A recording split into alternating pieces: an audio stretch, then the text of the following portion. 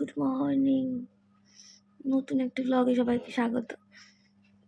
এখন বাজে ঘড়িতে হচ্ছে 5টা। বকরটা বসে আছে, ভোরবেলা উঠেছে অফিস যাবে বলে। তো এখান থেকে আমার ব্লগটা শুরু হলো। চা নিয়ে এসছে এখন। সকালবেলায় এসে ভোরবেলায় বসে বসে গল্প করার মজাটাই আলাদা।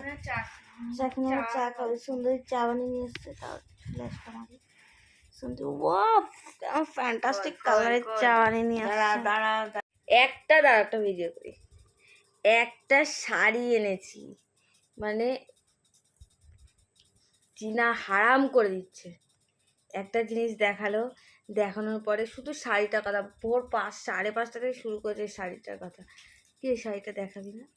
কি শাড়িটা দেখ বলছি, বারবার করে বলছি। এই যে আরেকজন বসে আছে হুতুম পেঁচা, মানে দুজনে কখন দেখবে, এখন আর কথা বলতে পারছে না। বলছি বারবার করে, শাড়িটা আমি আনতে ভুলে গেছি, আনিনি শাড়িটা। মানতেই পারি না বলো, মানছি না, মানবো না। মানে আমি ভুলতে পারি না শাড়িটা, খুঁজে পাচ্ছিলাম না। এখনই খুলবো।